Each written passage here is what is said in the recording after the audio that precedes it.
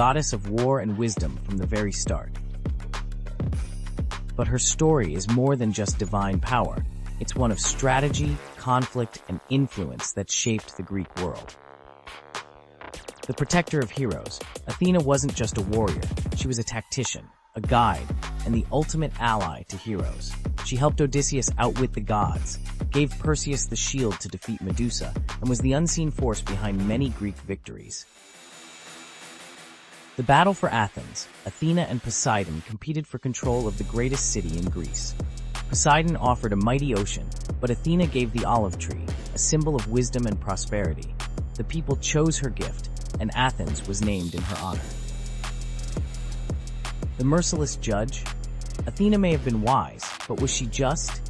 When Medusa was assaulted in her temple, Athena didn't punish Poseidon, she punished Medusa, turning her into a monster.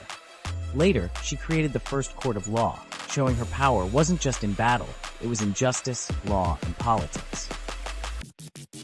Wisdom and war, always balanced. Unlike Ares, the god of chaos and bloodshed, Athena's warfare was tactical, calculated, and precise. She was the goddess of the battlefield, but also the goddess of philosophy, craftsmanship, and knowledge, a balance between violence and intelligence. Her lasting legacy, Athena's symbols, the owl, the shield, and the olive tree, still represent wisdom, strategy, and peace today. The Parthenon, her great temple, still stands, and her influence can be seen in modern philosophy, war strategy, and even democracy itself. Athena wasn't just a goddess of wisdom. She was a warrior, a ruler, and a force that shaped civilizations. But was she truly wise, or just the ultimate strategist who always got her way? Want more deep dives into legendary gods and goddesses? Subscribe now and uncover the myths and realities of ancient deities. Tonight you'll meet the nymph whose beauty made Hades plant a forest in her image, a lover who weaponized an apple to hack a goddess's marriage laws, a king who may have raised the dragon that ate his island, a prophet who lived 7 years as each sex and paid with his eyes, and a royal couple whose wrecked ship still calms the winter seas. 5 deep-cut myths, none repeated from previous episodes. Stick around. The last scene explains why every item you just saw is really the same warning. Luce, daughter of Oceanus, shimmered like morning on still water. Hades saw her bathing on the Styx's shore and felt the ache of something that might have been love, if gods knew limits. He swept her into his shadowy chariot. In the underworld, things don't rot the way they should, they transform. When Luce's mortal bloom began to fade, Hades panicked. Unable to bear her disappearing, he offered the only gift he understood, immortality as landscape. He touched her hair. It stiffened into bark the color of moon-bleached bone. Leaves burst silver as coin flip flashes. Luce the woman became Luce the white poplar, blazing at the center of Elysium. Dead heroes rest beneath her, weaving garlands from her two-toned leaves. Dark one side, pale the other, to remind them that joy and grief always grow on the same branch. The Cercopes, twin dwarf tricksters Passalus and Acarus, live by trolling. They steal Heracles' bow and club, giggling about how the hero's butt is black as a kettle from soot. Heracles wakes, grabs both by the ankles, slings them over a pole like squirming fish, and marches toward the city to sell them. Dangling upside down, blood rushing to their heads, the twins can't stop roasting him. Even Heracles, no stranger to rage, breaks into reluctant laughter. But Zeus, hearing their unfiltered comedy, decides the world needs more mischief. He transforms them into the first monkeys, bodies still small, faces still grinning, forever swinging by what once bound them, their own tails. Sailors claim the Cercopes occasionally regain speech during eclipses, whispering new insults at any heroic statue within earshot. King Lycurgus hated surprises. When the brand new god Dionysus marched through Thrace with drums, wine, and ecstatic maenads, Lycurgus saw a security threat. He banned viticulture, arrested Bacchic followers, even ordered his soldiers to whip the vines until they confessed their treason. Dionysus escaped into sea foam, but vengeance fermented quietly. First, the king's barley crops twisted into miniature grape clusters. Then, every cup in the palace turned to wine, no matter what was poured. Finally, Lycurgus woke screaming. Vines were sprouting from his own feet, snaking up his calves, pinning him to the palace floor. He hacked at them only to realize he was slicing his own flesh. The vines were his veins. Driven mad, he swung an axe at what he thought were tendrils on an oak and beheaded his heir. The gods let him blister in that guilt until locals, terrified, bound him and hurled him into Mount Pangaion's man-eating cave. The vines retracted, but his screams never did. Acontius, a handsome nobody from Chios, spots rich girl Sidipe under the temple colonnade. He can't speak to her, class gap miles wide, but he can exploit Olympus's fine print. He scratches on an apple. I swear by Artemis to marry Acontius. He rolls it to her sandal. She idly picks it up and reads the words aloud, which in Artemis's precinct equals a binding oath. Sidipe leaves confused, but every time her father arranges a proper fiancé, she collapses with fever, so savage priests fear plague. The oracle digs through the divine TOS and finds the hitch. She's already sworn. When Sidipe finally weds Acontius, the fevers vanish. Artemis shows up, not angry but amused, honoring the couple with everlasting fidelity in exchange for the clever tribute. Moral: speak casually under a goddess's roof and the contract is in ink you can't see. Long before the Trojan War, the island had no king, only scattered fishermen and goats. Then a stranger arrived, Cycreus, towering, scarred, carrying a bronze spear notched with unknown runes. He spoke little, ate alone, but worked miracles. He dug cisterns where springs burst overnight, charmed a wild stallion into kneeling, and once, locals swear, stood barefoot in a ring of fire to prove courage to the storm god. By year's end, the islanders begged him to rule. They didn't know he walked with a secret. He dreamt every night of fire-scaled dragons devouring his childhood village, and woke with soot under his nails, though no hearth burned nearby. Months after his coronation, goats began disappearing. Nets came up shredded as if bitten by iron teeth. One dusk, a shepherd stumbled into the agora, eyes wide, clutching a bronze scale the size of a dinner plate, edges smoking. He'd found it at the mouth of a cave where the mount met the sea. Cycreus said nothing, only studied the scale under torchlight. It matched the color of the runes on his sleeve. That night, villagers saw their king ride alone toward the cave. From cliffs, they watched the torchlight vanish into the maw. Minutes stretched into hours.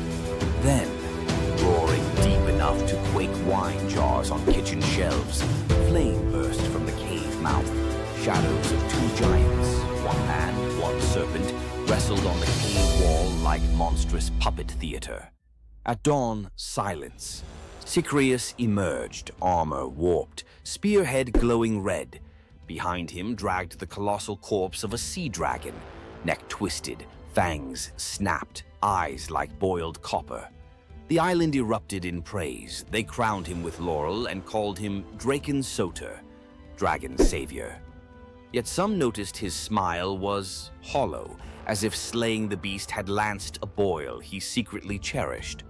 After the triumph feast, Cycreus changed. He paced battlements at midnight, muttering in a guttural tongue. His bathwater steamed black. Servants insisted the steam coiled like a serpent before dissolving. One harvest festival, a child accidentally spilled wine on his boots. Cycreus roared, eyes flashing ember orange, and the boy swore he saw scales ripple under the king's skin. Rumors spread. Had the battle fused man and monster? Or darker, had Cycreus never slain the dragon at all? Had he absorbed it? When storms flattened olive groves and fishermen found their nets burnt as though by underwater fire, the islanders panicked. They begged Eurystheus of Athens to intervene. The hero sailed with 50 hoplites, each carrying asbestos-soaked nets and mirrored shields to confuse reptilian eyes. But at the gate they met not a beast, only their king, bare-chested, spear discarded, arms raised. Cycreus confessed the dragon's fury had leaked into him. He'd battled it outside and now battled it within, losing ground each night. "Bind me or burn me," he said. Eurystheus chose mercy darker than execution, exile. He ferried Cycreus to Eleusis, gift-wrapping the cursed king for the goddess Demeter, whose own grief could understand corrupted power. Demeter accepted, appointing Cycreus as guardian of her holy processions, his inner fire now repurposed to ward off all lesser threats. As Cycreus's ship slipped away, islanders swore the shoreline hissed, not from waves, but from a dragon's whisper receding with its unwilling host. Salamis kept the dragon's bronze scales nailed above city gates for centuries, tarnished mirrors reminding every leader, "Conquer your monsters, yes, but never wear their skins. Power taken from terror carries terror's seed. When rage becomes crown, abdication may be salvation." Young hunter Tiresias strikes the snakes with his staff. Hera curses him into a woman for 7 years. He marries, bears children, learns the loom songs of grief men never hear. 7 winters later, he meets the serpents again, carefully steps over them, spell breaks. He's male once more. Later, Zeus and Hera bicker. Who enjoys love more, man or woman? They drag Tiresias in as data point. He sides with Zeus. Women feel 9 times the pleasure. Hera, furious, blinds him. Zeus, guilt-struck, gifts prophecy and a lifespan of 7 generations. Thus, the greatest seer of Thebes walks the tightrope of fate without eyesight, yet clearer vision than any living soul. It's said he chuckled on his deathbed. "Blind, I've seen 2 worlds, inside and out." King Ceyx sails to consult an oracle. Wife Alcyone prays he waits for calmer weather. He doesn't. Zeus, annoyed that Ceyx invoked him too often in casual oaths, hurls a thunderstorm that swallows the ship. Ceyx's spirit, soaked and shivering, begs Iris to carry a goodbye. Sleep god Morpheus impersonates Ceyx's drowned corpse in Alcyone's dream. She wakes screaming, runs to the surf. There's the real body, ghost pale in foam. In raw despair, she leaps after him. The gods, pierced by this double plunge, morph the lovers midair into halcyon birds, kingfishers with royal blue backs. To let their floating nest survive, Zeus stills the winter seas for 14 days every January. Sailors call it the halcyon days, when storms bank their rage and even grief takes a coffee break.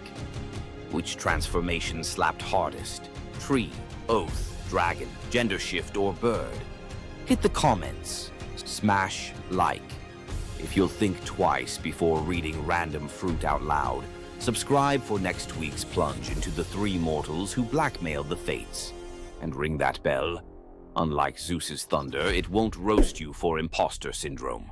See you in the halcyon calm. You thought fairy tales were magical. Think again. The real origins of these classic tales are disturbing, gruesome, and filled with horror. Many of these stories have been sanitized for modern audiences, but their original versions were filled with betrayal, curses, and brutal consequences. From Pinocchio's horrifying fate to the true story of Bluebeard, let's dive into the darker side of fairy tales that history tried to erase. Fairy tales weren't always about happily ever after. Many of them were cautionary tales, warning of real dangers, human cruelty, and supernatural horrors. 1. The original Pinocchio, a gruesome fate.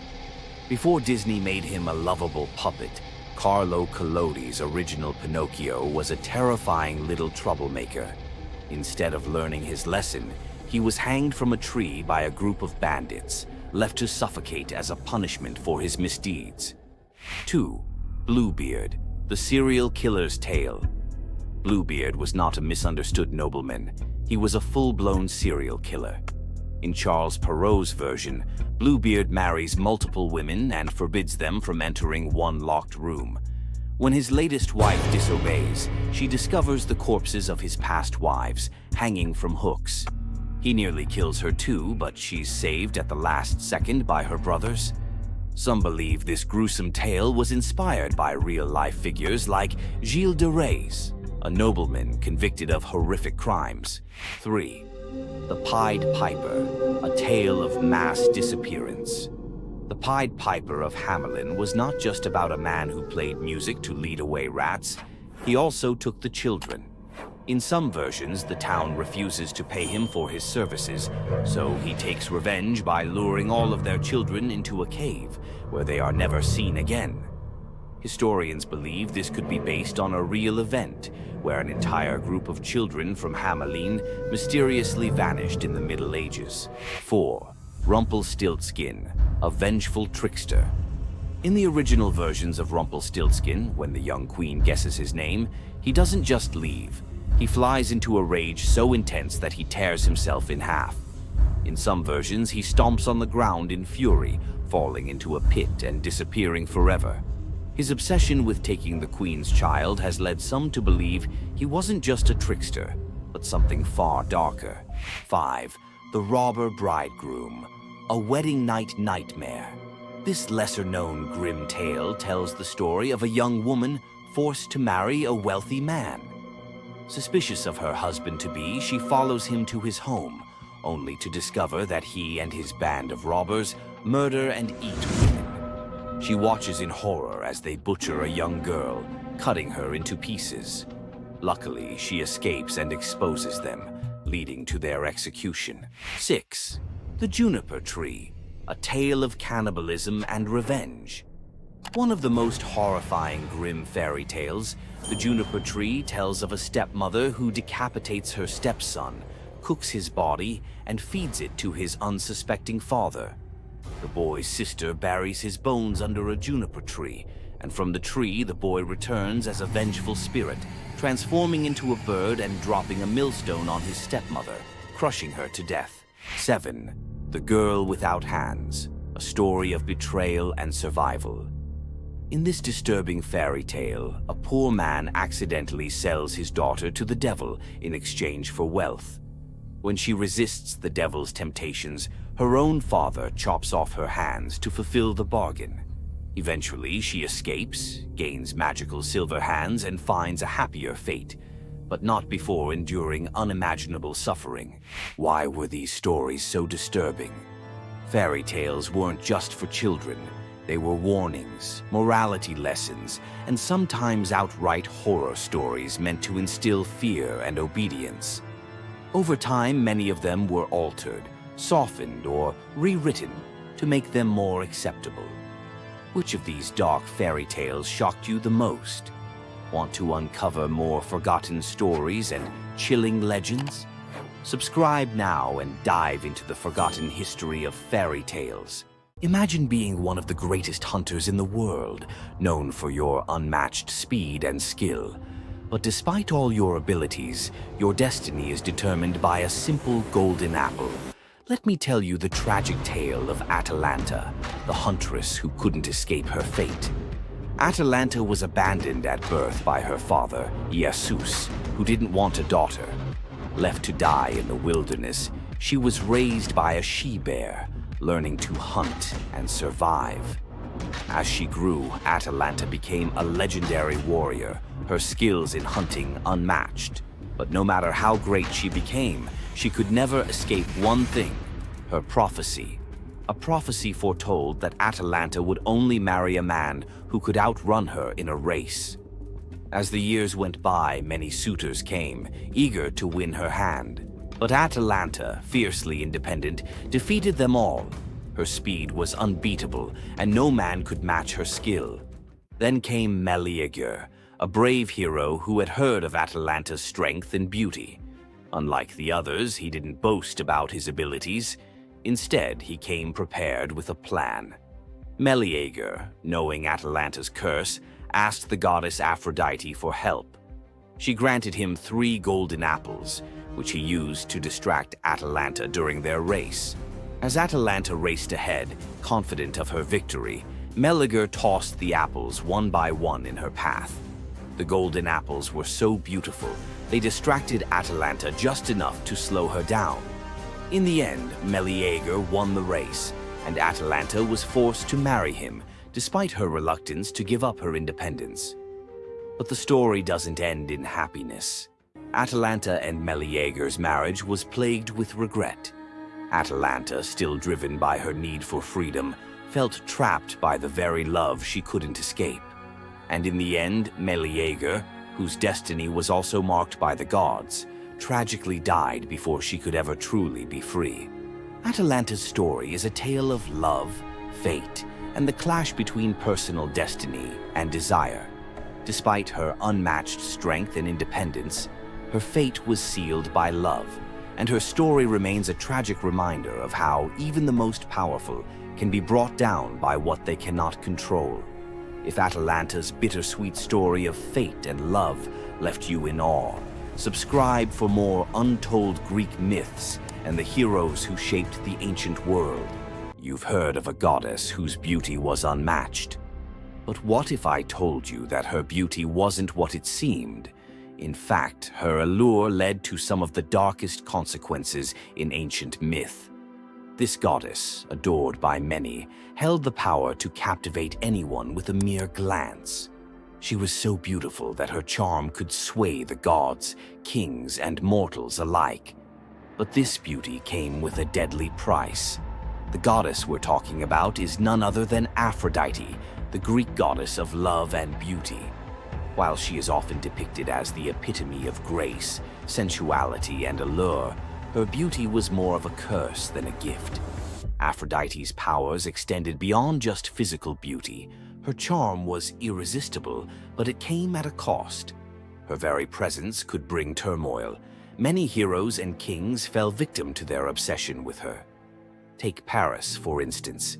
His decision to choose Aphrodite as the fairest of the goddesses set in motion the events that led to the Trojan War. His desire for her beauty caused the death of thousands and the fall of Troy. But Aphrodite's beauty didn't just destroy men, it could break gods too. The tale of her and Ares, the god of war, exemplifies this. While Aphrodite was married to Hephaestus, the god of blacksmiths, her passionate affair with Ares led to chaos among the gods. Her beauty wasn't just about attraction, it caused jealousy, betrayal, and ultimately destruction. Despite her dazzling appearance, Aphrodite was also a figure of deceit and destruction, proving that beauty, when it holds such power, can be dangerous. It's no wonder the ancient Greeks warned that appearances can be deceiving. Aphrodite's beauty may have dazzled the world, but her story teaches us that sometimes what's on the surface can mask a much darker reality. So, was Aphrodite's beauty a blessing or a curse? The myths suggest that beauty, when wielded by the gods, is never what it seems. If you want to uncover more hidden truths about gods and goddesses from the ancient world, hit that subscribe button. There's so much more to explore in these captivating stories of the past. Ever wondered what it would be like to walk through the ancient world and encounter mythical creatures from Greek mythology? Get ready to meet the beasts that shaped legends. In Greek mythology, creatures were more than just beasts. They were symbols of the forces of nature, God's will, and humanity's struggle with the unknown. From the terrifying Minotaur lurking in the labyrinth to the mesmerizing sirens luring sailors to their doom, these creatures were as captivating as they were dangerous. The mighty Hydra, with its multiple heads that regrew each time they were cut off, was a symbol of unstoppable power. The Cerberus, the three-headed dog guarding the gates of the underworld, represented the barrier between life and death. But not all mythical creatures were monsters. The graceful Pegasus, a winged horse born from the blood of Medusa, symbolizes freedom and the pursuit of the heavens.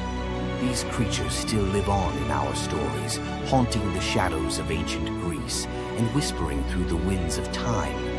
Which Greek mythological creature fascinates you the most? Share your thoughts and don't forget to subscribe for more legendary tales from Greek mythology. What makes Zeus, the mighty king of the Greek gods, one of the most fascinating figures in mythology? Is it his unparalleled power over the skies, his cunning strategies, or the sheer drama of his endless affairs? While his tales are legendary, there's one story that stands out: the epic battle that earned Zeus his throne, the Titanomachy. This isn't just a story of a god's rise to power, it's a tale of rebellion, alliances, betrayal, and the ultimate struggle between two generations of divine beings. Stay with us as we dive into the myth of the Titanomachy, Zeus's role in overthrowing the Titans, and the secrets that shaped his reign. Before Zeus became the king of the gods, his father, Cronus, ruled the cosmos. Cronus was the youngest of the Titans, a race of primordial deities born of Uranus, the sky, and Gaia, the earth. The Titans were immensely powerful, but also deeply flawed. Cronus had gained power by overthrowing his own father, Uranus, in a brutal act of betrayal. But just as Cronus had betrayed his father, a prophecy loomed over him, warning that one of his own children would overthrow him. To prevent this, Cronus took a horrifying precaution. He swallowed each of his children as they were born, imprisoning them in his stomach for eternity. But Gaia, the ever-watchful mother of the gods, wasn't about to let this happen again. When Rhea, Cronus's wife, gave birth to Zeus, Gaia devised a plan. Rhea tricked Cronus by handing him a stone wrapped in swaddling clothes, which he swallowed, believing it was his newborn son. Meanwhile, Zeus was spirited away to a hidden cave on the island of Crete, where he was raised in secret. Zeus grew up under the care of nymphs and a goat named Amalthea, who nourished him with her milk. As he matured, Zeus learned of his father's tyranny and vowed to free his siblings and challenge Cronus's rule. Zeus couldn't take on Cronus and the Titans alone. He needed allies. His first move was to rescue his siblings trapped inside Cronus. With the help of the goddess Metis, Zeus tricked Cronus into drinking a potion that caused him to vomit up his children: Hestia, Demeter, Hera, Hades, and Poseidon, fully grown and ready for battle. Now united, the 6 Olympian siblings declared war on Cronus and the Titans. But the Titans were powerful, and the war, known as the Titanomachy, would rage for 10 years with no clear victor. Realizing they needed an advantage, Zeus turned to the most unlikely of allies, the Hecatonchires and the Cyclopes. These were monstrous children of Gaia and Uranus, imprisoned in Tartarus by Cronus out of fear of their immense power. The Hecatonchires had 100 hands and unparalleled strength, while the Cyclopes were master craftsmen. Zeus descended into Tartarus, defeated its terrifying guardians, and freed these imprisoned beings. In gratitude, the Cyclopes forged weapons for Zeus and his brothers. Zeus received the thunderbolt, Poseidon the trident, and Hades a helmet of invisibility. With these tools and the raw power of the Hecatonchires, the Olympians finally had the upper hand. The final clash of the Titanomachy was a cosmic spectacle. The Titans, led by Cronus, unleashed their full fury, shaking the very foundations of the universe. Mountains crumbled, seas boiled, and the skies erupted in chaos.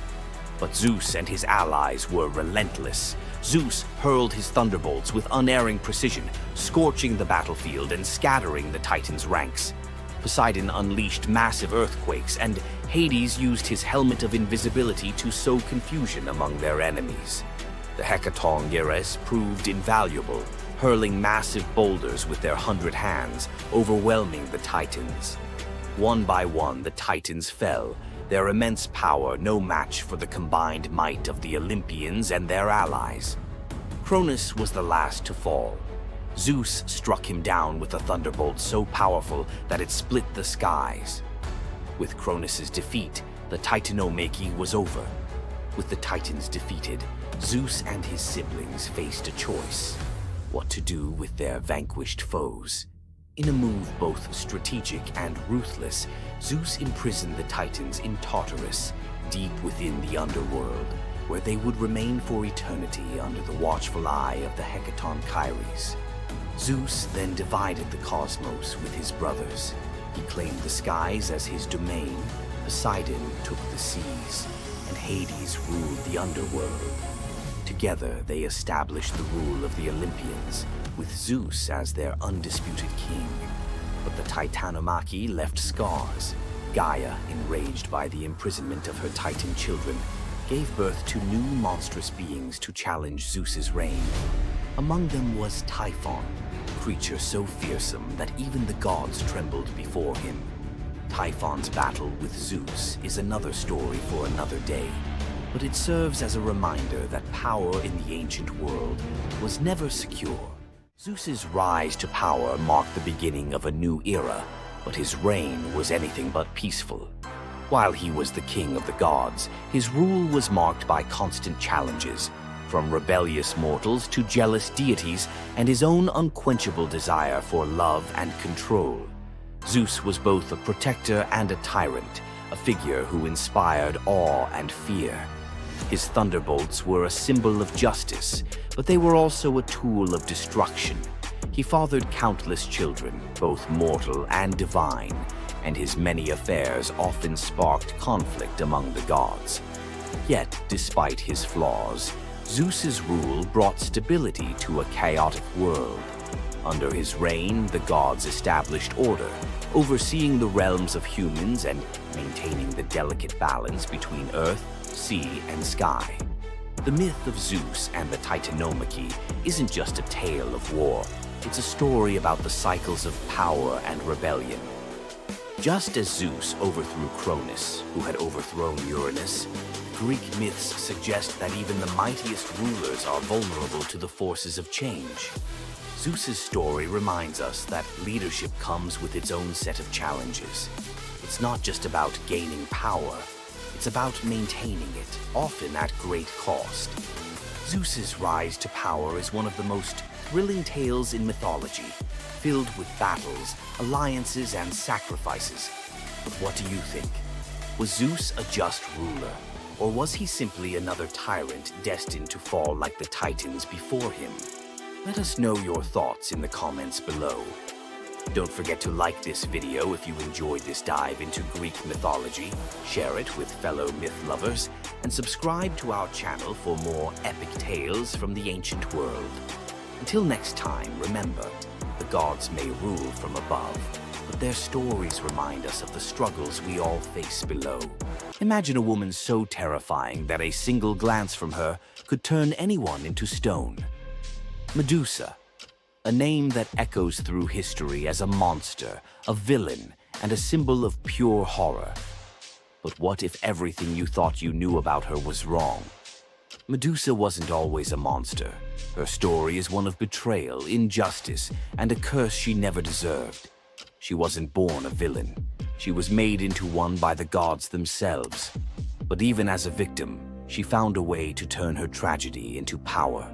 Today, we'll unravel the myth of Medusa and discover the deeper truth behind her story. From her tragic origins to her transformation into a feared Gorgon, to her epic confrontation with Perseus. This is the tale of Medusa like you've never heard it before. Long before the snakes, before the curse, Medusa was a mortal woman of extraordinary beauty. She wasn't born a monster. She was born human, the daughter of the sea gods, Phorcys and Ceto. While her sisters, Stheno and Euryale, were immortal Gorgons, Medusa stood apart as the only mortal among them. But it wasn't her mortality that set her apart. It was her beauty. Medusa's golden hair, radiant complexion, and striking eyes captured the attention of everyone, even the gods. She served as a priestess in the temple of Athena, goddess of wisdom and war, vowing to remain pure and devoted to the goddess. This is where her life took a tragic turn. According to the myth, Poseidon, the god of the sea, became infatuated with Medusa. Overcome by desire, he pursued her relentlessly, and one fateful day he cornered her in Athena's temple. Medusa, defenseless, could not escape his wrath. But instead of protecting her, Athena turned her fury against Medusa. The goddess, enraged by the desecration of her temple, cursed Medusa for what had happened, punishing the victim instead of the perpetrator. Athena's curse transformed Medusa into a gorgon, a being so hideous that no one could bear to look at her. Her golden hair turned into a nest of venomous snakes, and her eyes became so powerful that a single glance could turn living creatures to stone. This moment defined Medusa's new existence. Once revered for her beauty, she was now feared and hunted as a monster. But beneath the horror of her transformation lay a deeper question. Was Medusa truly cursed, or had she been given a weapon to defend herself in a world that had betrayed her? Medusa fled from civilization, retreating to a remote island where she lived in solitude. Here she came to terms with her new form and the terror it inspired. The snakes in her hair hissed constantly, and her reflection, once a source of pride, was now a weapon she couldn't dare to look at. But the world wouldn't let her rest. Tales of the monster of the island spread across Greece, and soon warriors came seeking glory by trying to slay her. None succeeded. Each challenger who entered her domain fell victim to her petrifying gaze, their bodies forever frozen in stone. Medusa's life became one of survival, fending off those who sought to destroy her while grappling with the isolation of her curse. She was trapped in a cycle of violence she didn't choose, but couldn't escape. As the years passed, Medusa's story became twisted. In the eyes of mortals, she was no longer the victim of a cruel curse, but a monster to be feared. The tragic young woman was lost to legend, replaced by the image of a terrifying villain. Enter Perseus, a young demigod with a destiny to fulfill. Tasked with bringing back Medusa's head as proof of his strength, Perseus embarked on a perilous journey to find her. But unlike the warriors before him, Perseus wasn't relying solely on his skill. He had the favor of the gods. Athena and Hermes provided Perseus with gifts to help him on his quest. Winged sandals to fly, a reflective shield to avoid Medusa's gaze, and a sword sharp enough to cut through anything. Most importantly, he was given a magical bag to safely carry her severed head. Perseus's journey to Medusa's lair was filled with danger, but none compared to the final challenge, facing the Gorgon herself. When Perseus arrived, Medusa was sleeping. For the first time in years, she looked peaceful, an almost human reminder of who she once was. But Perseus couldn't afford to hesitate. Using the reflective shield as a mirror, he avoided her petrifying gaze and struck with precision, severing her head in one swift motion. The blood that spilled from Medusa's neck gave birth to two incredible beings, Pegasus, the winged horse, and Chryser, a golden giant.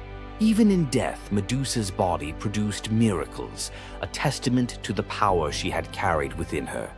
Perseus carried Medusa's severed head back to Greece, where it became both a trophy and a weapon. Her gaze retained its power, turning enemies into stone, and Perseus used it to defeat his foes and protect his people. But Medusa's story didn't end with her death. Over time, her image transformed from that of a monster to a symbol of strength and defiance.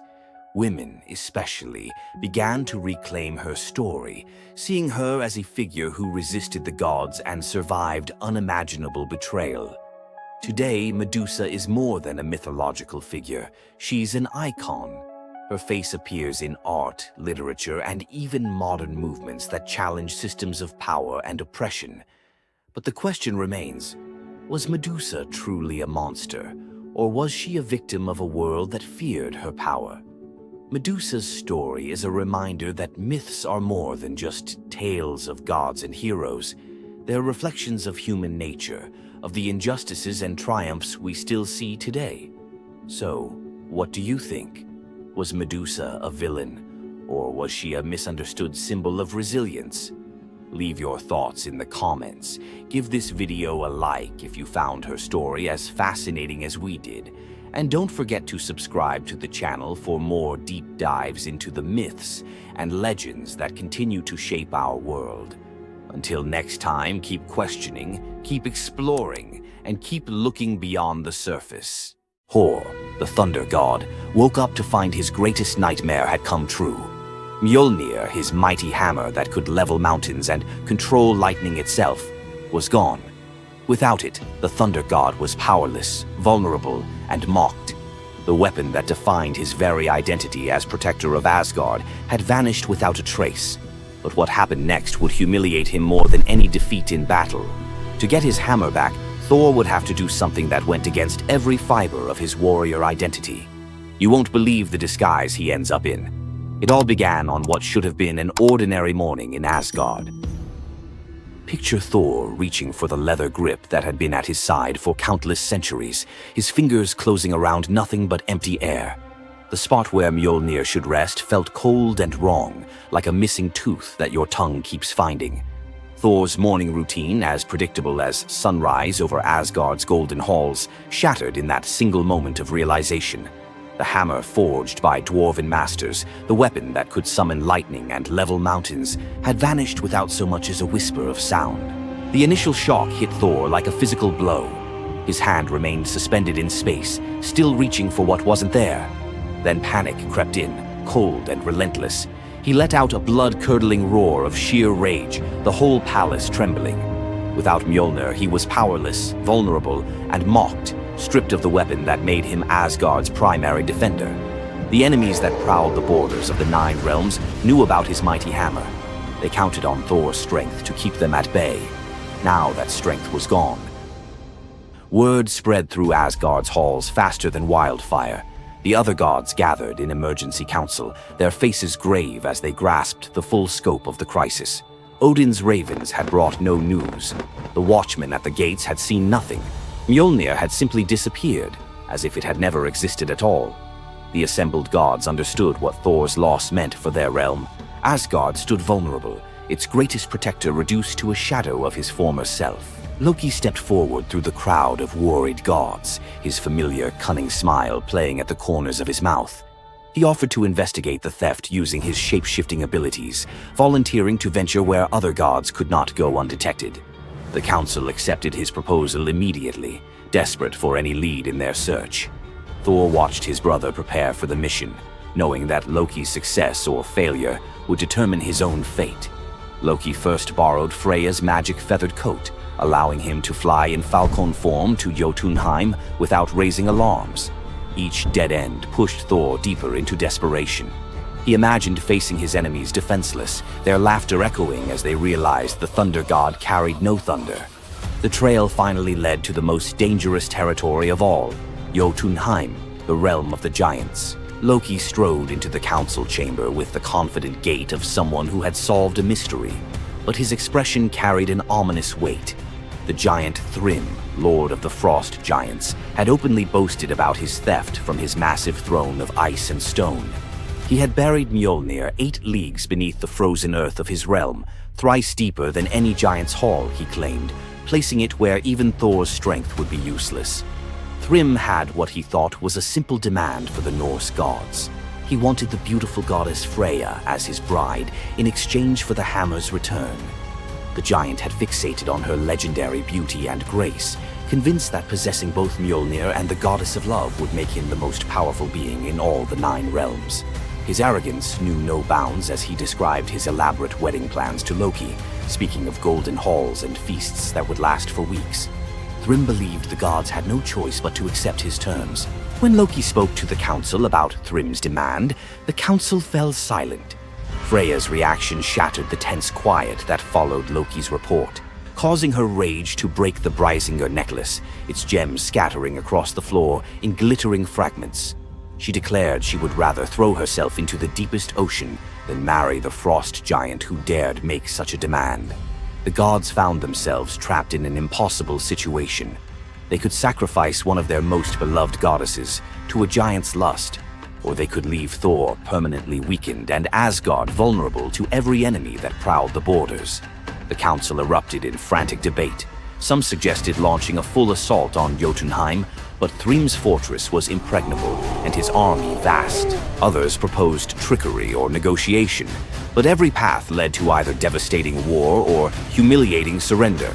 Heimdall, the far-seeing guardian who watched over the Rainbow Bridge, had remained silent throughout the heated discussions. When he finally spoke, his words stopped every conversation in the hall. His suggestion was so outrageous, so completely unthinkable, that even Loki's jaw dropped open in shock. The gods stared at Heimdall as if he had lost his mind, but they were out of other options. What he proposed, however, would challenge everything Thor stood for as a warrior. Heimdall's words hung in the air like a challenge to the very foundations of Norse honor. The far-seeing god had suggested that Thor disguise himself as a bride and infiltrate Thrym's wedding feast to recover Mjolnir.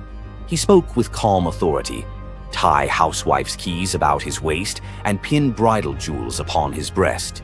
The idea was so fundamentally opposed to Norse concepts of masculine honor that Thor's initial response shook the very walls of Asgard. He declared the plan preposterous and swore he would never hear the end of it if word spread that the Thunder God had dressed as a woman. The assembled gods watched in tense silence as their mightiest protector wrestled with a challenge that could not be solved through brute force or lightning strikes. They had already considered launching a full assault on Jotunheim, but Thrym's fortress was impregnable and his army vast. No other choice remained. Thor paced the hall like a caged wolf, his massive fists clenched as he grappled with the impossible choice between his warrior's pride and his duty to protect Asgard. Every instinct in his body rebelled against the idea of abandoning his identity as a fearsome warrior to play the role of a delicate bride. Loki stepped forward with barely contained excitement, volunteering to accompany Thor as his maidservant. The trickster god's eagerness to participate in this elaborate deception revealed his true nature. While Thor struggled with the concept, Loki was already plotting the specifics of costumes, mannerisms, and the lies they would need to maintain throughout their dangerous mission. The transformation began with layers of bridal linen draped over Thor's massive frame. Servants brought forth delicate jewelry, housewife's keys that symbolized domestic authority, and a dainty hood for his head. Finally came the precious necklace of Brisingr. Each item added to the disguise felt like another blow to Thor's warrior identity. When he finally looked at his reflection, the god of thunder saw an unconvincing bride staring back at him. Thor finally accepted the plan because no alternative existed. The unlikely pair prepared to set off for enemy territory, where their deception would face its ultimate test among giants, eager to celebrate their lord's triumph. The great hall of Thrym's fortress buzzed with excitement as giants gathered to witness their lord's marriage to the most beautiful goddess in all the 9 realms. Thor sat at the high table in his bridal disguise, surrounded by massive frost giants who raised their drinking horns in celebration. The feast spread before them displayed the giants' wealth and power. Roasted oxen filled enormous platters, fresh salmon gleamed on silver dishes, and barrels of mead stood ready to fuel the night's festivities. Thor's legendary appetite struck like a thunderbolt. He polished off an ox and ate whole salmon in moments, tearing through the meat as if he hadn't eaten in weeks. 3 measures of mead vanished as quickly as if someone had poured them into a bottomless pit. The assembled giants watched in stunned silence as the delicate bride consumed more food than most warriors could handle. Thrym's eyes narrowed with growing suspicion. This goddess ate like a battle-hardened warrior, returning from a long campaign, not like the refined Freya he expected to marry. Loki stepped forward with the smooth confidence of a master storyteller. He spun a tale about Freya's 8-day fast in eager anticipation of reaching Jotunheim and marrying the mighty Thrym. The explanation painted a picture of a lovesick goddess, so excited about her wedding that she had refused all food during her journey. The giants nodded in understanding, their suspicions melting away as they accepted this romantic explanation. Thrym felt honored by such devotion and relaxed completely. his doubts vanishing. Beneath his bridal veil, Thor's rage simmered like molten metal ready to explode. Every moment at the feast brought new challenges as he struggled to maintain feminine mannerisms while surrounded by his enemies. His massive hands shook with barely controlled fury as he watched the giants celebrate what they believed was their victory over Asgard. The critical moment finally arrived. Thrym commanded his servants to bring Mjolnir forth, the very moment Thor had trained his eyes on since dawn. The servants placed the legendary weapon before the disguised bride as part of the traditional ceremony. Thor's fingers closed around Mjolnir's familiar handle, and lightning immediately crackled through the hall. He ripped away his bridal veil and roared his true identity to the shocked giants. Thrym's eyes widened in terror as he realized the bride he had been celebrating was actually the god of thunder himself. Thor swung Mjolnir, killing Thrym instantly after crushing his skull with Mjolnir, then turned on the assembled giants, and even the pleading giantess met Mjolnir's crack before the hall fell silent. The theft that had begun with arrogance ended in complete destruction. This tale reveals how even the mightiest heroes must sometimes sacrifice their pride to protect what matters most. Back in Asgard, the Aesir never spoke of the bearded bride again, though a few still hide a smirk when Thor raises Mjolnir. And we end this story with a very valuable lesson. Never steal Thor's hammer. And if you're going to, don't make him dress like a woman.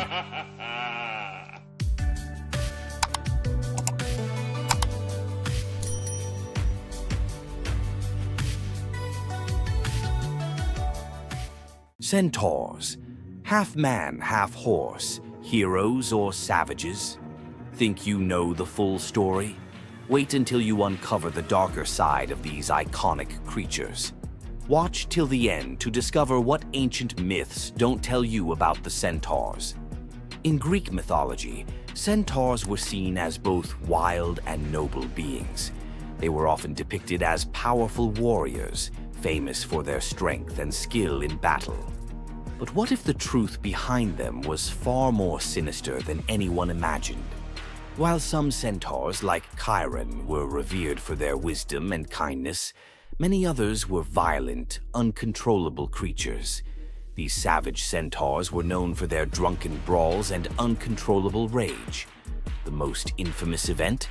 The Battle of the Lapiths and Centaurs, where they fought against the Lapiths during a wedding feast, leading to a massacre of both men and women. Their brutal behavior was more than just a mythological tale. It symbolized the chaos that could occur when civilization collided with the wild, untamed forces of nature. But why did the Greeks depict centaurs this way? Was it a cautionary tale about the dangers of unchecked power and savagery, or a deeper reflection on humanity's struggle between reason and instinct? The darker truth behind the centaur myth might just hold the key to understanding the wild, primal side of ancient Greek culture. Centaurs are more than just mythical beasts. They represent the conflict within us all. If you're fascinated by the hidden truths of ancient myths, don't forget to subscribe for more dark stories from Greek mythology. Hey, myth explorers. Ready to wander off the beaten mythological path?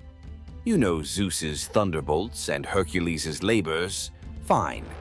But what about the day the bees turned their backs on their god?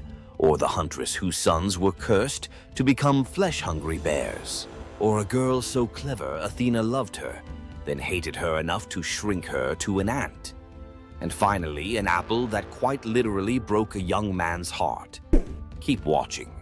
Each tale swerves from wonder to horror to bittersweet awe, and the last lines of every story connect like hidden threads.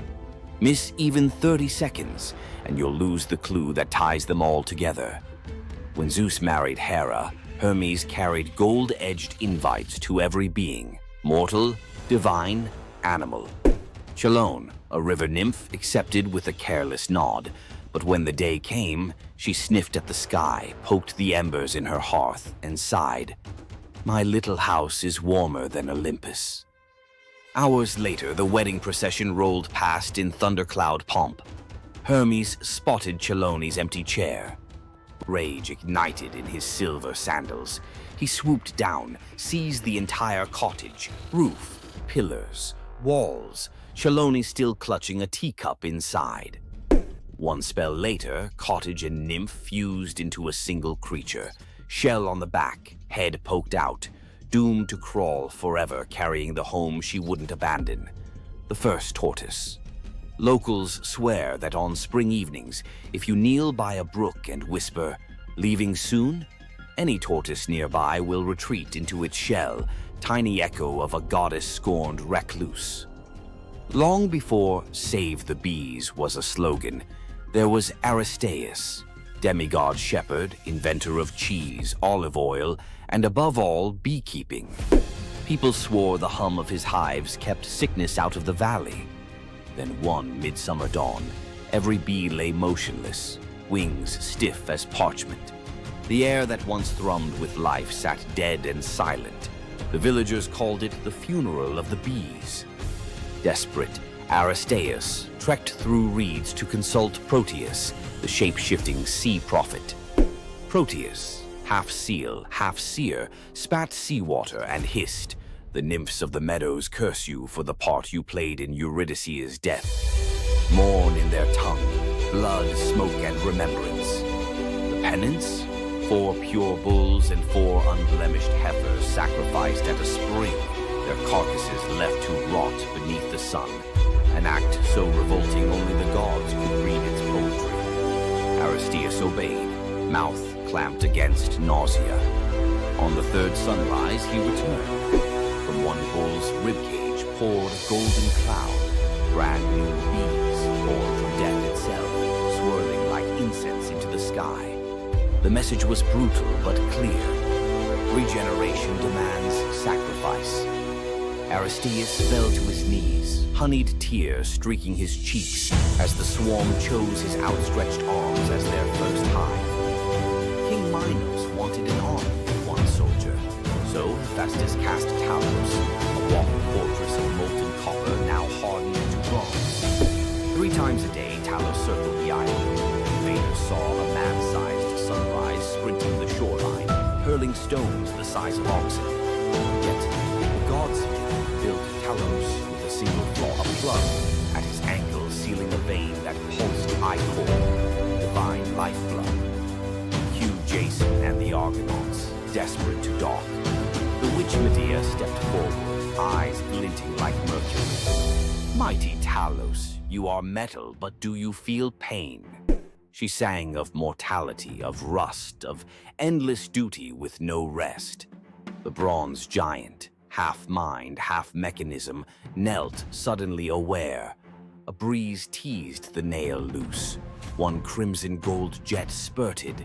Talos staggered, knees carving trenches in sand, and crashed, an empty shell echoing like a temple bell. Crete was silent but for the hiss of ichor boiling away. Local fishermen still claim some sunsets tint the sea bronze, Talos's lifeblood swirling just beneath the waves, hunting for its lost shell. Coronis of Thessaly loved Apollo, or thought she did, until a mortal soldier caught her eye. While Apollo healed plague in